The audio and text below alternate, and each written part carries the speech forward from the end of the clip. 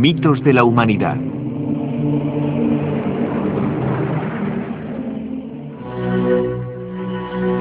El Mahabharata.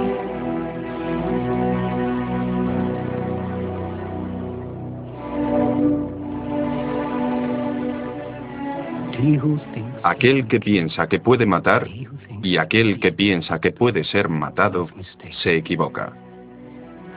El deseo enturbia la sabiduría. Es el eterno enemigo del sabio. Ningún arma puede perforar la vida que hay en ti. Ningún fuego puede quemarla.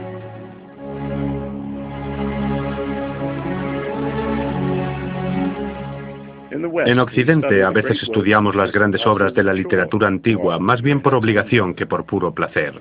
Homero, Shakespeare, nos parecen extraños, intelectuales, elitistas. El pasado no está vivo para la mayoría de nosotros. Hemos perdido nuestra conexión con él y nos sentimos extraños incluso en el mundo de nuestros abuelos. Es el precio que tenemos que pagar por el progreso que, en definitiva, es la creencia de que las edades doradas están siempre en el futuro, en la vanguardia. Ordenadores, medicina, ciencia. El pasado es una vergüenza. Nos avergüenza nuestra ignorancia, nuestras estúpidas supersticiones. Asumimos que es igual en todas partes, o pronto lo será. Paul William Roberts, viajero y escritor prolífico. Su libro más vendido en la India es El Imperio del Alma. El imperialismo del siglo XIX era muy diferente al de la actualidad, que se manifiesta en forma de multinacionales y bancos que actúan invisiblemente, y Hollywood que hace el resto. No interfiere directamente, pero no por ello es mucho más benigno que el antiguo. Al ocupar físicamente a las naciones, nos convertíamos en saqueadores. Por lo menos éramos más directos y honestos con nuestros objetivos en el tercer mundo, pero también mucho más brutales, ya que éramos más visibles y por tanto más vulnerables. Pero las generaciones siguientes que ocuparon y vivieron en las tierras que sus antepasados habían conquistado, por lo menos llegaron a entender, a apreciar e incluso a amar las culturas en las que vivieron. Y esto es especialmente cierto en la India.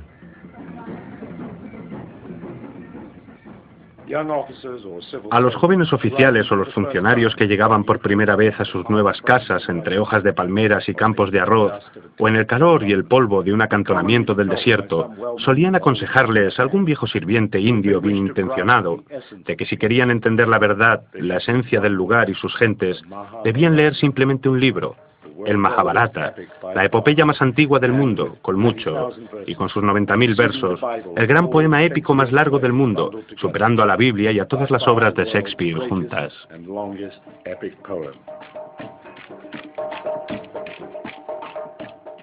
Maha en sánscrito significa gran. Bharata es humanidad, porque nosotros pensamos que todo el mundo desciende originariamente de la India, o India. Así que el Mahabharata es la historia de la gran India, o del hombre original.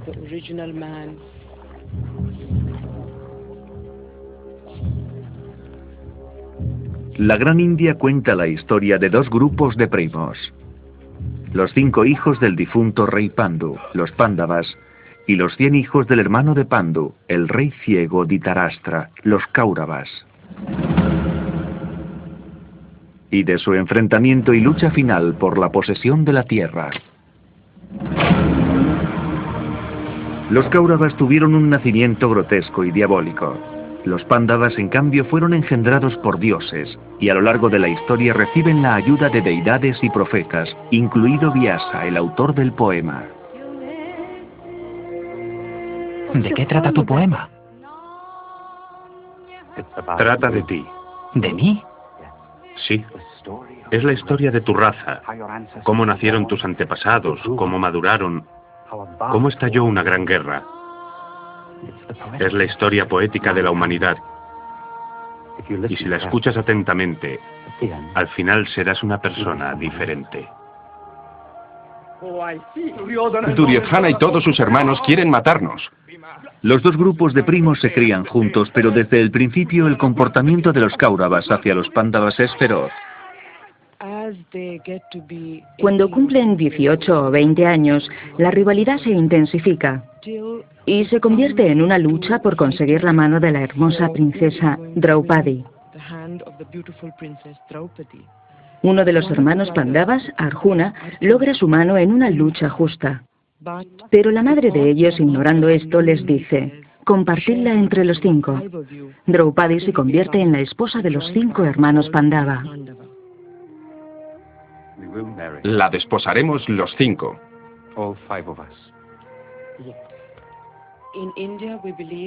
En la India creemos que los 5 Pandavas son los 5 sentidos. Y tenemos una historia preciosa que dice que si los 5 Pandavas son los 5 dedos de la mano, Draupadi es la palma. Así es como se hace un poderoso puño. Sin la palma, los dedos nunca estarían unidos. En cada marido vemos una cualidad. El mayor es Yudhishthira, nacido de la rectitud y el conocimiento. El siguiente es Bhima, el hijo del dios del viento y supuestamente el hombre más fuerte del mundo. Después está Arjuna, que es el guerrero perfecto. Le siguen los gemelos Nakula y Sahadeva, las formas más elevadas de conocimiento y sabiduría. Cada uno de ellos es una parte del todo, pero cuando se unen se completa la naturaleza humana. Esa es nuestra visión de los Pandavas y Draupadi.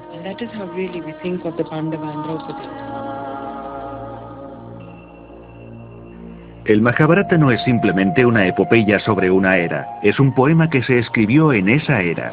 Los estudiosos indios lo sitúan miles y miles de años antes del inicio de la historia documentada.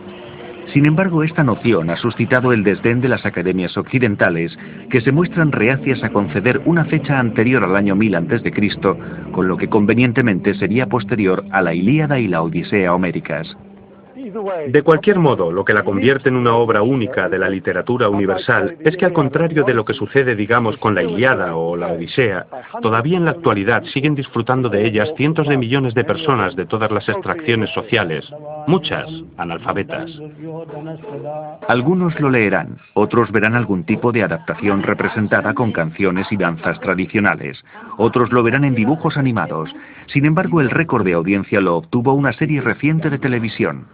Todos los viernes por la noche la India se paralizaba totalmente y el episodio semanal se discutía al día siguiente con tanta pasión como la provocada por cualquier culebrón de máxima audiencia. Si nosotros hoy nos sentimos totalmente ajenos al mundo de nuestros abuelos, desconectados de nuestro pasado, un hindú del año 2000 a.C. reconocerá perfectamente muchos aspectos de la vida de la India actual. Nosotros hemos crecido con el Mahabharata. Nos ha dado nuestros héroes y heroínas populares, nuestra música popular e historias para leer a la hora de dormir, nuestras parábolas sobre la moral y los valores. El tebeo de más éxito será el que trate del Mahabharata o el Ramayana. Es difícil entender esto en el contexto occidental, donde la religión implica ir a la iglesia y ser practicante. Para nosotros no es así. Los escolares, por ejemplo, si hay algún niño en tu clase que es muy fuerte o gordo, dicen, es exactamente como Bhima. Eso da una idea de la vitalidad y contemporaneidad del Mahabharata en la actualidad.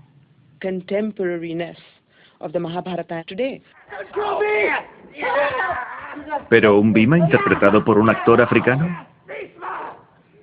Cuando fuimos a la India vimos muy claramente que no habría nada peor que copiar y hacer una reproducción falsa de lo que haría un indio, hecha por gente que no es india. En consecuencia, el director Peter Brook filmó un Mahabharata con actores de todas partes del mundo, con lo que logró que la epopeya fuera más asequible a todos los públicos. En todas las conversaciones que tuve con Peter, a menudo le preguntaba por qué trabajaba con un grupo internacional.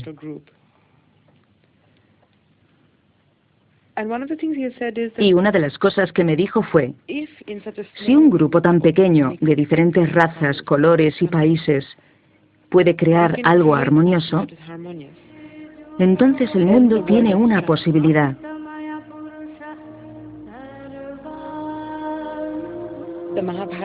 El Mahabharata trasciende todo. Trasciende el tiempo, el color, las razas, el lenguaje. Trata de los mismos temas que han preocupado al hombre a lo largo de milenios. But I want to be discontented, dissatisfied. La malicia de los Kauravas y su cabecilla, Duryodhana, llegan a un punto crítico cuando se aprovechan del hermano mayor de los Pándavas, Yudhishthira, que ahora gobierna sobre el territorio. Yudhishthira es un hombre muy virtuoso, pero tiene una debilidad, el juego. Y se pone a jugar sabiendo que probablemente los dados estén trucados. Día tras día va perdiendo todas sus posesiones. Hasta que finalmente no le queda nada más que su familia.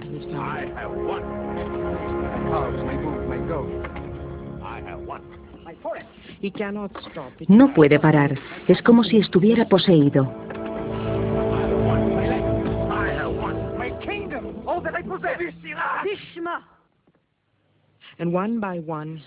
Juega y va perdiendo a sus hermanos uno a uno, y finalmente se pierde a sí mismo. Y Duryodhana, que ha querido a Draupadi desde el principio, le dice: todavía puedes jugarte a Draupadi.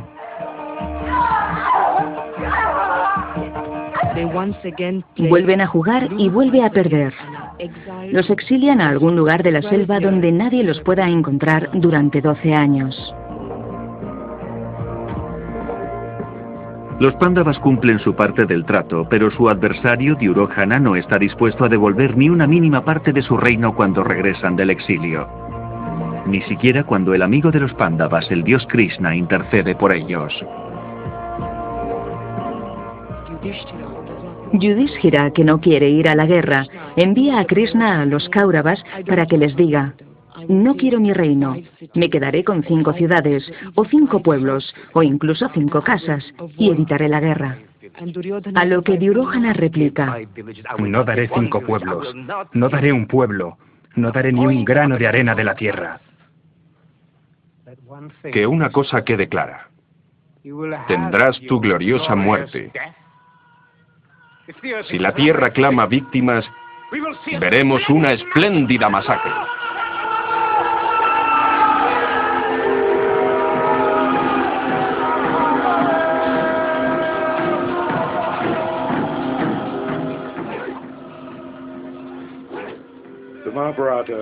El Mahabharata es la historia de la guerra, de una guerra capital en un momento capital. El libro indio más antiguo, el de los sagrados Vedas, divide la vida en ciclos de tiempos astronómicos llamados yugas, que determinan el verdadero carácter de cada ciclo. Simplificando, estos ciclos son 4 y duran cada uno 28.000 años, durante los cuales hay un progresivo declive en los valores hasta la corrupción. Entonces el mundo es destruido para ser creado una y otra vez.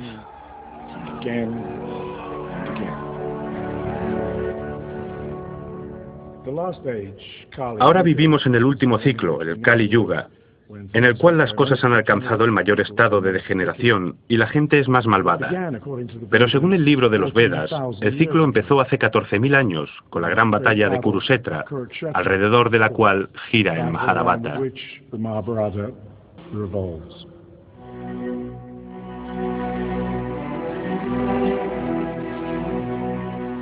¿Existió alguna vez esa era o esa batalla?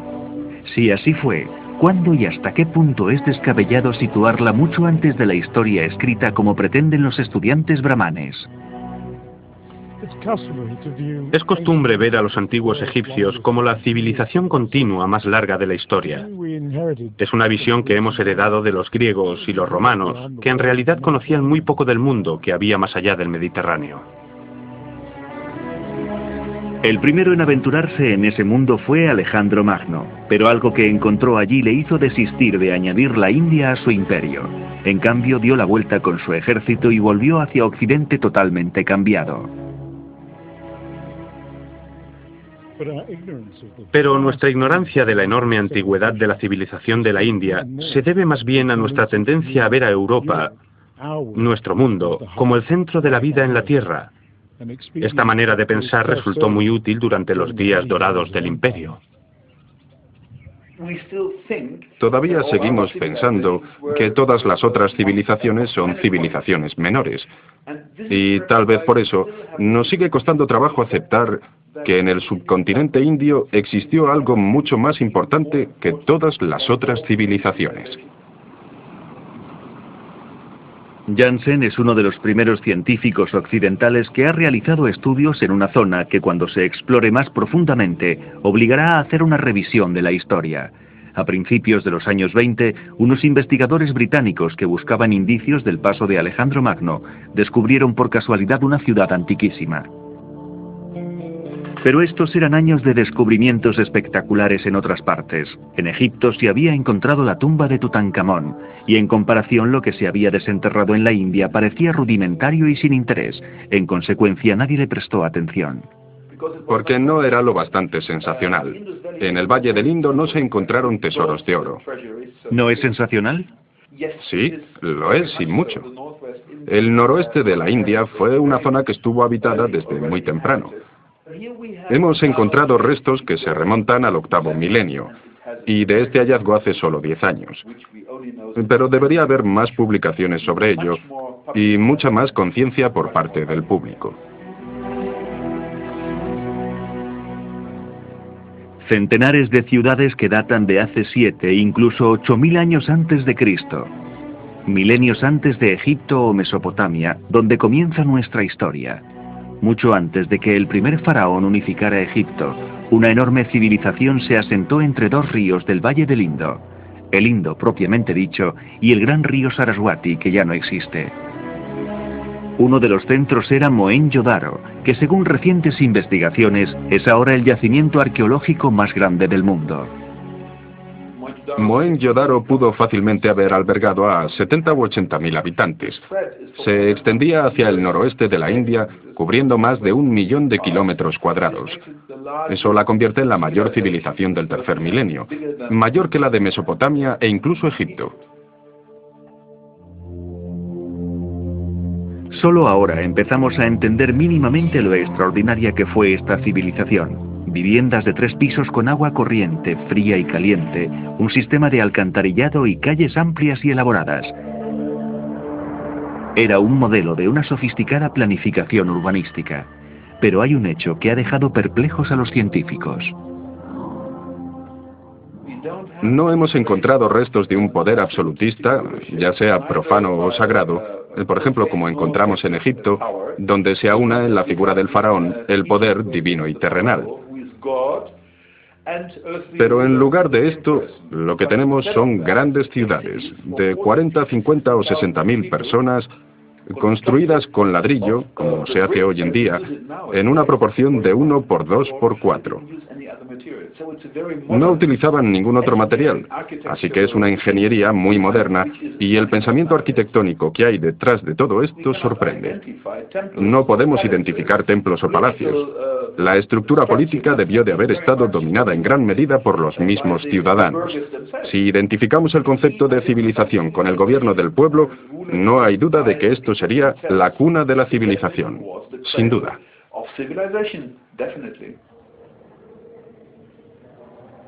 Cuando el dominio británico tocaba a su fin, se hallaron indicios de que esta civilización única e ignota de la India pudo haberse extinguido súbitamente alrededor del año 1500 a.C.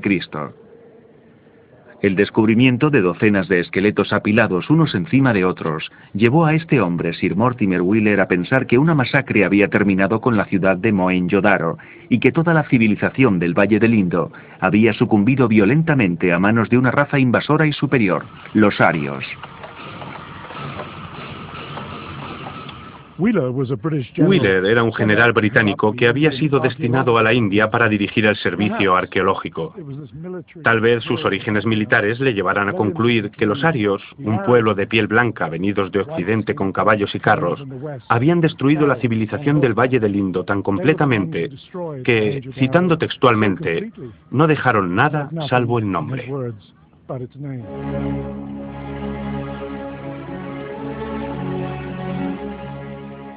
Las conclusiones de Wheeler se adecuaban a una mentalidad según la cual el colonizador es superior en todos los sentidos al colonizado.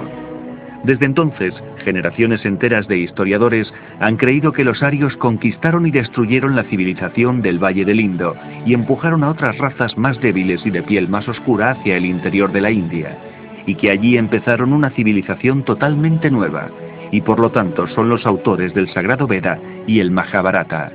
En vista de los nuevos descubrimientos, esa teoría empieza a tambalearse. En primer lugar, se ha descubierto que el río más grande de los tiempos de los Vedas, el Saraswati, se secó alrededor del 2000 a.C. Y dado que la teoría de la invasión aria sugiere que estos guerreros, los arios, vinieron a la India en 1500 a.C., ¿cómo es posible que cantaran al río más grande de la región, cuando ese río se había secado 500 años antes de que la invadieran?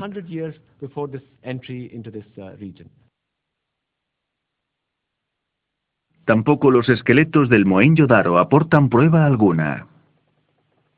Si esto hubiera sido una masacre con una posterior ocupación por parte de un pueblo extranjero, habría restos humanos en los estratos superiores del yacimiento, porque después de la ocupación, la ciudad habría sido abandonada y también habría simultáneamente indicios de la cultura extranjera, es decir, los destructores. Pero no hay indicios arqueológicos de ese tipo. Ninguno. No fue el choque de la invasión, sino el cambio climático lo que acabó con el esplendor de las ciudades del Valle del Indo. El gran río Saraswati se secó. La desertización obligó a las gentes a emigrar al interior de la India.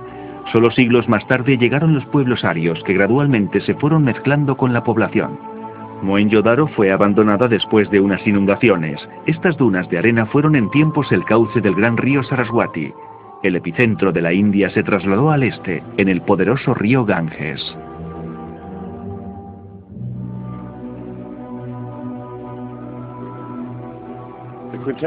La quinta esencia de la India, su religión, ha permanecido inmutable desde que se escribiera el gran poema. Ningún invasor o colonizador logró jamás acabar con ella, es más, muchos, como los invasores arios del norte, sucumbieron a su magia, fueron absorbidos por sus grandes enigmas. Los judíos llevan en la India desde los tiempos del rey Salomón. La India se distingue por ser el único país del mundo en donde no han sido nunca perseguidos. Prácticamente todos los credos religiosos del mundo encuentran aquí representación, y frecuentemente, como en el caso del Islam, muy numerosa. Los cristianos se cuentan por millones. Del hinduismo han surgido movimientos reformistas como el budismo, que acabó siendo una de las religiones más importantes por derecho propio. Pero el alma india nunca fue conquistada. El libro de los Veda y el Mahabharata son el producto de una antigua civilización imperecedera, cuyo alcance solo ahora empezamos a comprender.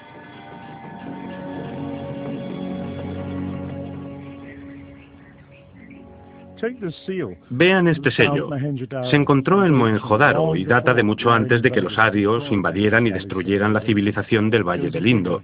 Nos muestra una figura sentada en la clásica postura de meditación del loto. Es una prueba simple, pero concluyente de lo antiquísima que es la búsqueda imperecedera de la India de la espiritualidad.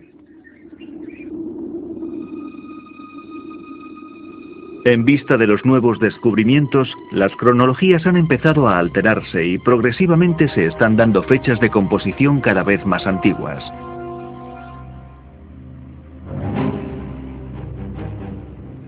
Cada vez existen menos razones para no creer en la cronología tradicional, que sitúa la composición del Mahabharata en un pasado mucho más remoto, lo cual, después de todo, es el sentir del pueblo cuya historia se narra en el poema.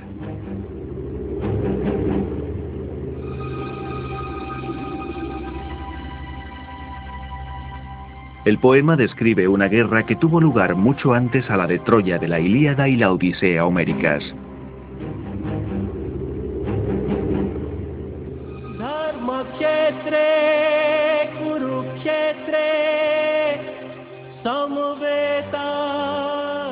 El conflicto entre Pándavas y Kauravas puede parecer un tema muy simple, pero su fascinación reside en el hecho de que todos los intereses individuales, conflictos personales y dudas éticas que surgen pueden compararse al desmoronamiento de una familia o a la desintegración moral de un hombre. Por encima de todo, la épica formula las bases de la filosofía religiosa y del pensamiento indio. Prácticamente al mismo tiempo que se creaba el núcleo del Mahabharata, se desarrollaba el hinduismo como una forma de filosofía. De manera que en algún momento el relato y la religión, la filosofía y la historia moral acabaron mezclándose en una sola historia.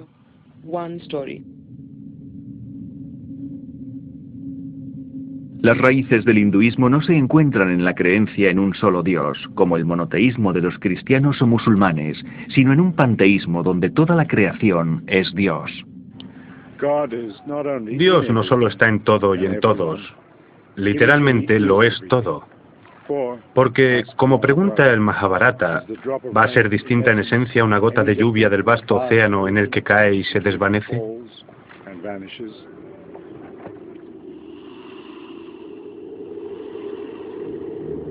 Si Dios es todo, está en nosotros, y nosotros somos Él. La búsqueda del hombre, por tanto, es la búsqueda interior de lo divino, llegar a formar parte de todo, parte de Dios.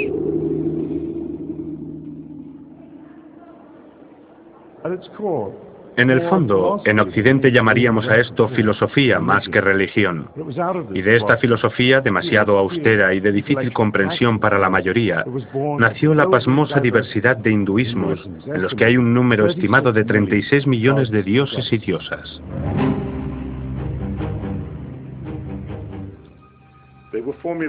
Fueron creados para los menos educados, de la misma manera que los creadores de los mitos cristianos sintieron la obligación de situar a Jesús al lado del único Dios, a crear a María a imagen y semejanza de la diosa madre y crear innumerables santos.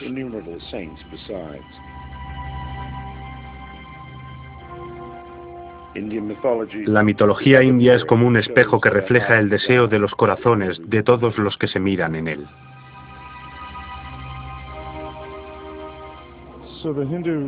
De manera que el hindú, en su templo, te recibirá diciendo: ¿así es que tú eres un seguidor de Jesús? ¿Has traído su imagen contigo? Es muy bonito también. Ponlo ahí en el panteón, hay sitio de sobra. Esto es así porque la idea original nunca se perdió, simplemente se amplió, se expandió para acomodar infinitos gustos. Pero hasta ahora, hoy en día, un hindú en el fondo solo cree de verdad en un Dios indescriptible, creador de todo, incluso de ti, y al cual todo vuelve. No es el Padre de los cristianos que está en el cielo, sino en nuestro interior, en todas partes, en todas las cosas.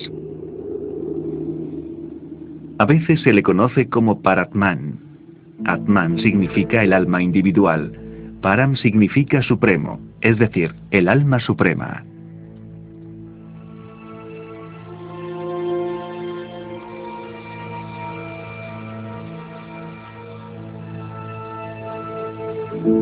Nuestra mente, nuestros sentidos nos separan del alma. Nuestros deseos, con los que modelamos el mundo de nuestro alrededor, nos distancian de lo divino. El deseo desencadena los actos que dan forma a la realidad, pero los deseos nunca pueden satisfacernos porque son una ilusión. Es lo que los hindúes llaman Maya, la ilusión, que es tanto el arquitecto como la sustancia de este mundo. Pero quiero estar descontento, insatisfecho. Y así, el Maya, el deseo, alimenta los celos y el odio de los Kauravas. Su palacio es incomparable y se lo construyó Maya, el arquitecto supremo. Un palacio de ilusión donde los pensamientos se hacen realidad. Arjuna me dijo: mira esos muros de cristal. Y los vi. De pronto me choqué contra un muro invisible. Arjuna rió y me dijo: es la obra maestra de Maya. Piensas en un muro y el muro aparece. Sigo adelante. Bhima me grita: cuidado, hay un estanque delante de ti. Un estanque. No veo ningún estanque y sin embargo mis pies están mojados. Corro, abro la puerta. No hay tal puerta. Me choco contra una pared y me hago daño.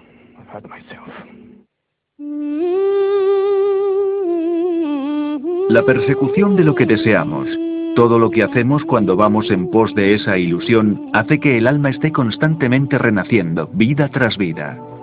Una gran rueda que pone en movimiento un ciclo eterno de nacimiento, muerte y resurrección sin fin.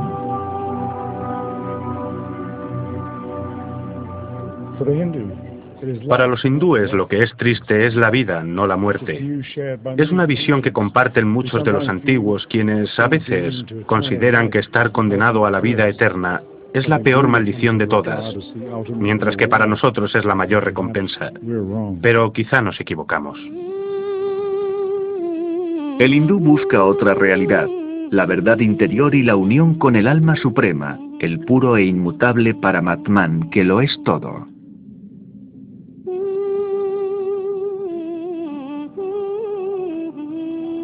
En un plano sencillo, Paramatman se convierte en una trinidad en la que el alma suprema se transforma en Brahman, que se asemeja al Dios Padre.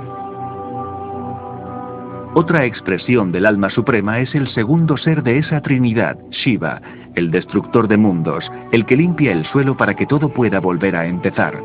En él se reconcilian los polos opuestos de la existencia, la vida y la muerte.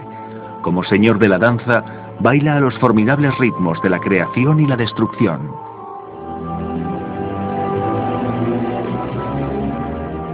Una tercera expresión del alma suprema es Vishnu, el creador y preservador de mundos que a lo largo de las edades se va encarnando en diferentes formas en la tierra para asistirnos en nuestro camino.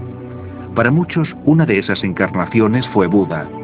En el Mahabharata, el dios Vishnu baja a la tierra como Krishna, el auriga y amigo de los Pándavas, cuando deben afrontar la guerra y el horror de la matanza de su familia y amigos. Arjuna es el comandante en jefe del ejército de los Pandavas y Krishna es el auriga.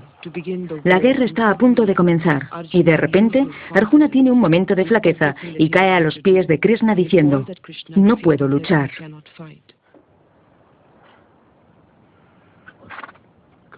Krishna, me fallan las piernas.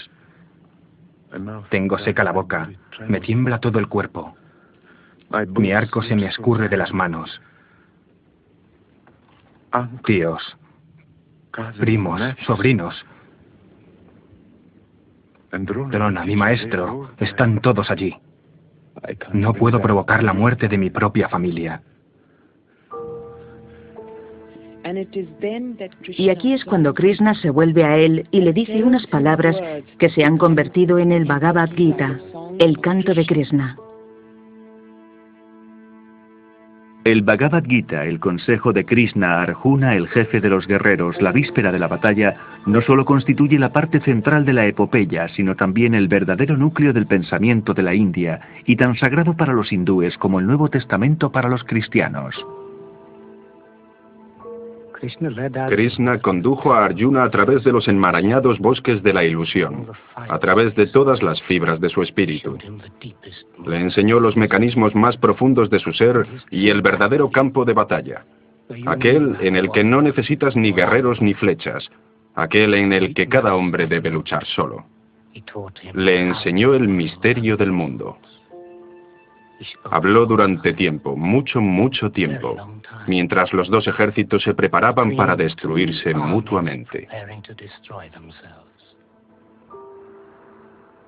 El Bhagavad Gita es la esencia de todo lo que es el hinduismo, y es la exhortación de Krishna para que Arjuna acometa la acción correcta y tenga los pensamientos adecuados. La acción correcta o dharma es el principal motivo del Mahabharata. Vyasa, ¿por qué estás inventando este poema? Para grabar el Dharma en el corazón de los hombres. ¿Y qué es el Dharma? El Dharma es el gran invento original del pensamiento indio. Dharma es quizás una de esas palabras del sánscrito intraducibles, con múltiples significados, ninguno de los cuales es sinónimo.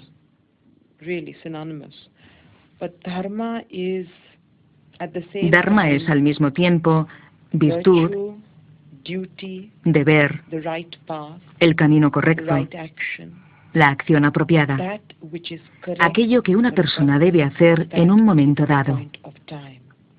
¿Qué está haciendo Krishna?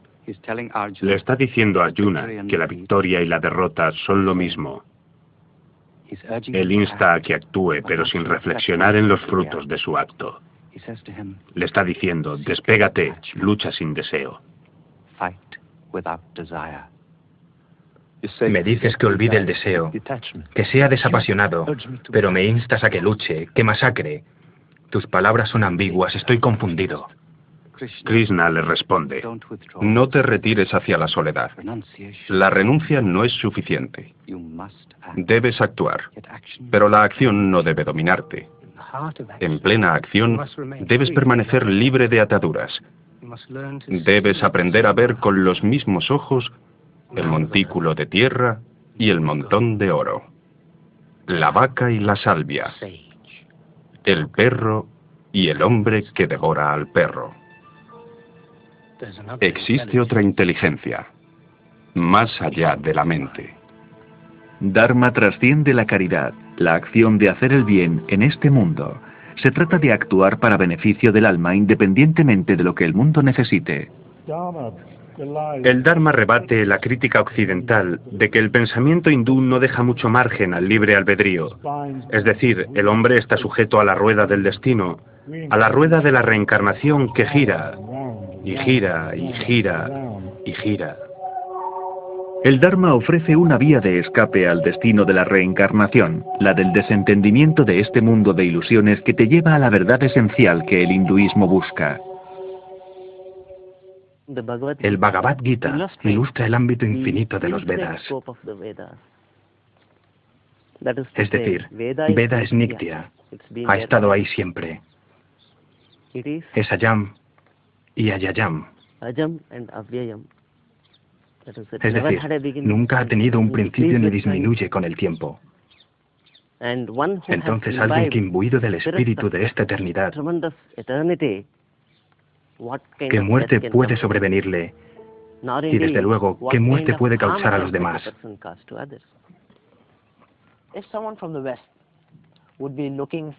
Si alguien de Occidente buscara la santidad de la que habla el Bhagavad Gita, ¿dónde tendría que buscar?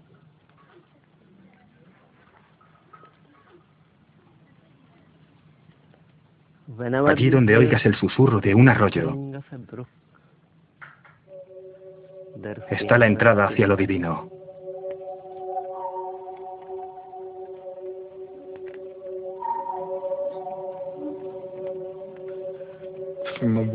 Desde un punto de vista occidental, es imposible entender que el sino, el destino y el libre albedrío pueden coexistir. En la mente occidental, si hay destino, no puede haber libre albedrío. Si hay libre albedrío, no puede haber destino. El Mahabharata elimina eso y te presenta algo muy diferente, que es que la libertad existe en una manera bastante distinta y consiste en que cada persona sea una misma o no lo sea.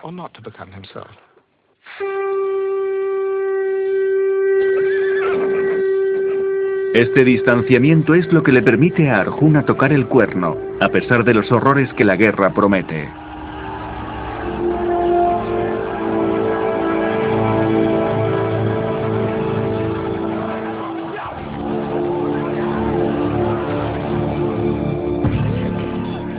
Los Pándavas acabarán venciendo, pero será una victoria que les preocupará profundamente.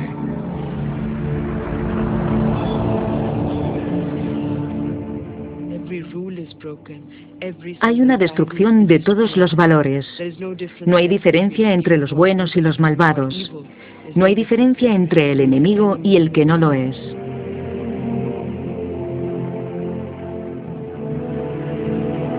Nadie puede calmar la sensación de injusticia que invade a Yudhishthira, ahora rey.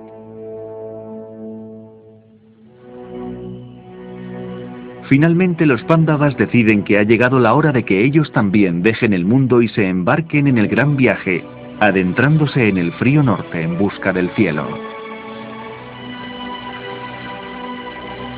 Uno a uno caen en el abismo y perecen.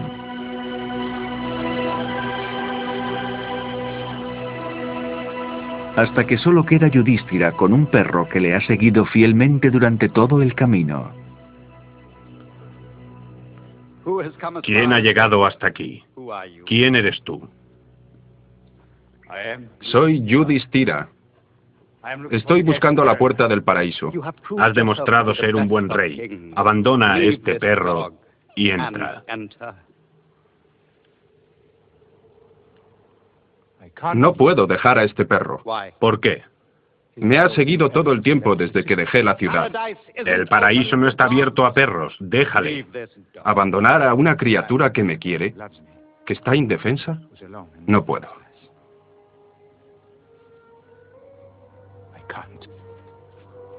Esa es la acción correcta.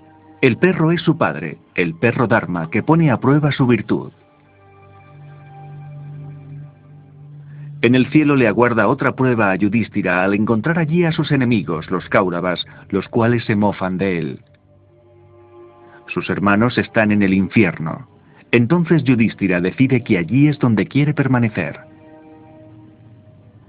Me quedaré aquí para siempre. Con mi familia. Pero esta es la última prueba, la última ilusión. No has conocido ningún paraíso, ni ningún infierno.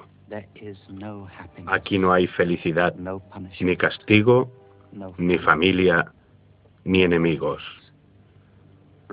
Levántate en paz. Aquí acaban las palabras, como el pensamiento. Esta ha sido tu última ilusión.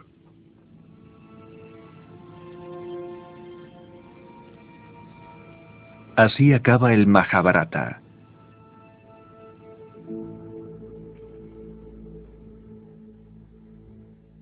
De las muchas dimensiones que tiene el poema, la siguiente es una de ellas. En realidad está hablando de ti. Krishna es la mente, el auriga del cuerpo, los caballos son los sentidos. Arjuna es el alma individual. Es relevante a la condición espiritual de cada persona en cualquier momento de su vida.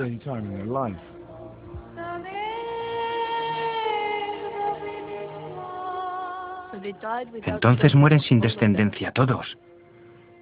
Pero me has dicho que el poema cuenta la historia de mi raza. ¿He nacido de una raza muerta? Mira a esta mujer. Krishna le salvó la vida a esta niña porque su sangre es la sangre de Arjuna, su amigo. Pasarán los siglos y tú descenderás de esta mujer.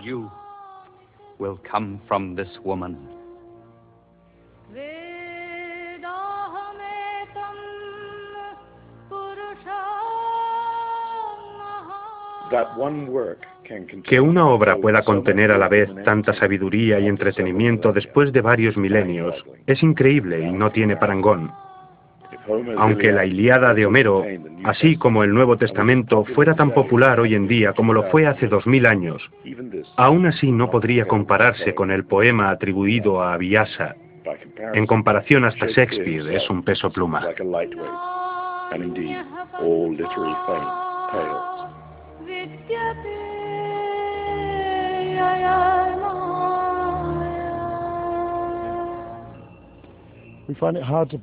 Nos resulta difícil creer que algo tan magnífico pueda ser el legado de una época anterior a la historia documentada. En Occidente, nuestros eruditos, ante todo, han buscado los orígenes de la civilización cerca de casa. Para nosotros, la India es una mera nota al pie de página. Necesitamos testimonios, documentos, registros. Pero al contrario de lo que pasa en Egipto o Mesopotamia, donde nada se deteriora, el clima de la India es una garantía de que nada, ni tan siquiera las inscripciones en piedra más dura, sobrevivirá más de un milenio. Pero, ¿podríamos equivocarnos? En lugar de ser una nota a pie de página, ¿debería la India estar en los capítulos principales de nuestros libros de historia?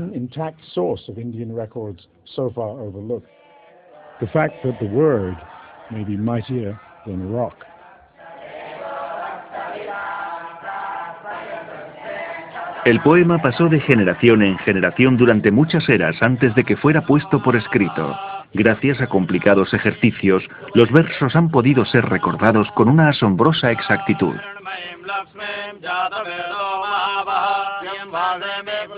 Por ejemplo, estas paradas en medio de la frase dan el relevo al siguiente, y así infinitamente hasta que se recuerda con precisión.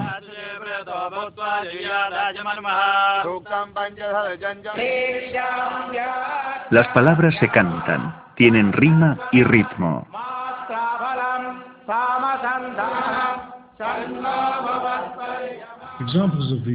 Ejemplos de reglas mnemotécnicas, es decir, reglas para ayudar a memorizar, están por todas partes.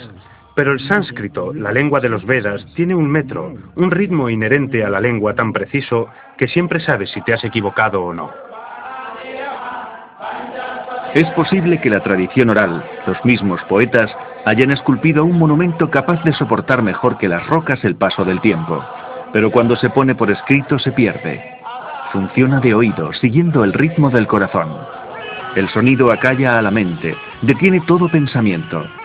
Pero como dice el libro, comete un solo error. Ahí es cuando ataca la serpiente, cuando el oído escucha. La tradición oral no necesita de libros escritos, y si es posible recordar perfectamente durante 1000 años, ¿por qué no durante milenios o más?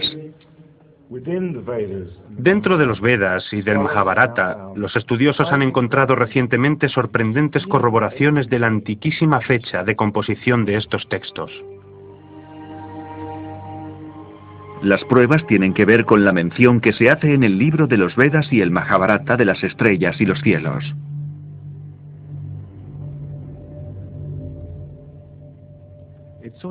Está comprobado que los rituales de los Vedas expresaban conocimientos de astronomía.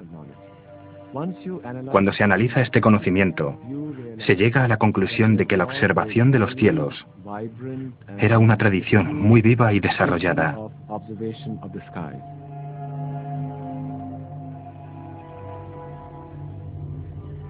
En la antigua India se conocía desde hacía milenios un fenómeno de la astronomía llamado precesión, con el cual no estamos familiarizados la mayoría de nosotros. La precesión no es tan difícil de explicar. ¿Recuerdan qué es esto? Es una peonza. Imagínense que es la Tierra que gira alrededor de su eje, lo cual nos da los días y las noches. Pero al mismo tiempo hay un movimiento de contrarrotación, un desplazamiento. El eje de la Tierra se desplaza cada 26.000 años. Desde la Tierra, este bamboleo hace que parezca que las estrellas y las constelaciones viajen por los cielos. Detrás del sol del amanecer, las vemos cambiar cada poco más de 2000 años. Nos referimos a Piscis, Aries y Tauro.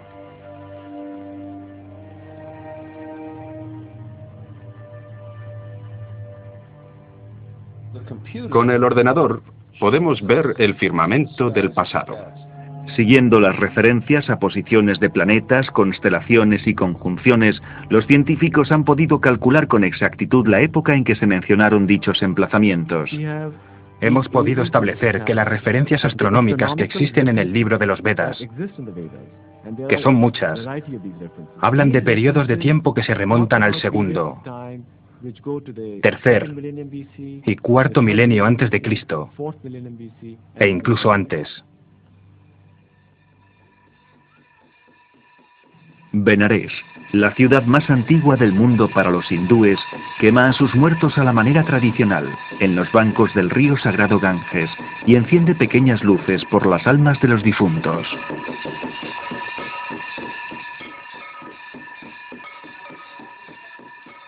Si el Mahabharata tiene algún mensaje que transmitir, sin duda es que el hombre debe preocuparse ante todo por buscar la paz interior y la verdadera felicidad, la cual no está aquí en este mundo. Entender esto es la clave para entender la esencia del pensamiento indio. La indiferencia por las posesiones materiales, algo muy evidente aquí, pero que a los ojos occidentales es un crimen, es producto del conocimiento intrínseco de que cualquier cosa que ganes en este mundo, la perderás en el momento en que tu cuerpo se reduce a cenizas, se funde y desaparece en el aire. Entonces, ¿para qué preocuparse demasiado por cosas efímeras?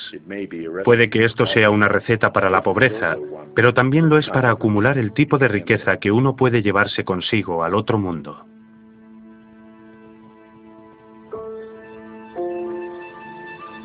En eso también estriba la grandeza del Mahabharata. Le mostró el verdadero campo de batalla, aquel en el que cada hombre debía luchar solo. Debes aprender a ver con los mismos ojos el montículo de tierra y el montón de oro, la vaca y la salvia. Existe otra inteligencia más allá de la mente.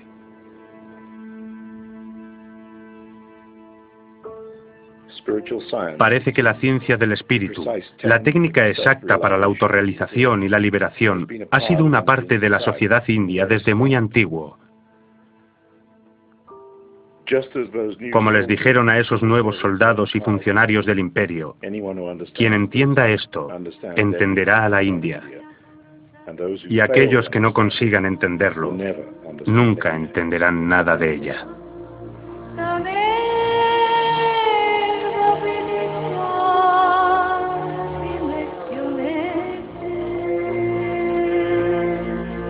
Nam